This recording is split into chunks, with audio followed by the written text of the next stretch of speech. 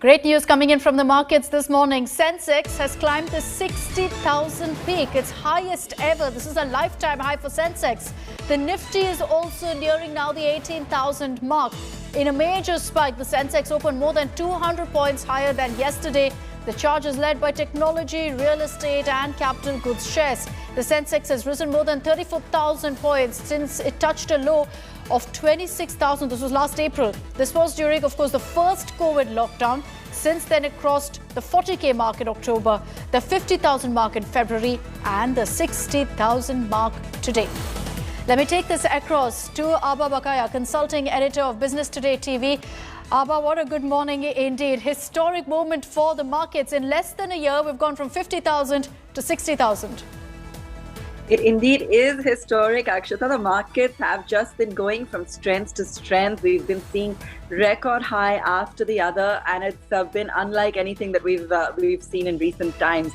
There's no stopping the bulls. There's been a retail charge, there's been an institutional charge, and there's really been a frenzy when it comes to buying up buying participation in the stock exchange right now. I've got Pranav Haldia with me as well. Let me go across to him. Pranav, good morning. What a historic moment. We've been tracking, the IPO frenzy. We've been tracking the rush of foreign funds, retail participation. I mean, across the board, we've been seeing money move towards markets. What's been driving this kind of rush, surprising everyone that markets are just not stopping?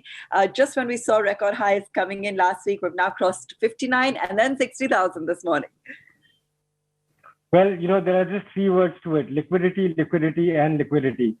As you touched upon, if you go back to March, April last year, when we were in the midst of the pandemic, we reached all-time lows. And ever since then, you've seen, extraordinary amount of liquidity coming into the market from both foreign and domestic institutions, as also retail investors, which have come in a big way into the market. The concern, of course, remains that the economy is still in a recovery mode. It's still not reached the level at which it was before the pandemic. And my concern is that at some point, the markets would catch up with the real economy as well. Akshata, Pranav and I have been chatting, about markets as for at least like 15, 20 years now. And this is really a historic moment just to, we've never seen markets, really accelerate at the speed, at the pace at which we've seen over the last few weeks and months. And the most immediate trigger, of course, is the fact that the Fed has not gone ahead for tapering, as was somewhat feared. Even the Evergrande fears have actually now receded into the background. So any good news is just being lapped up by the markets. This is clearly the only asset class of choice right now. All investor money is choosing to go into stock markets. And as long as there's no immediate negative trigger, they're very happy to continue doing so.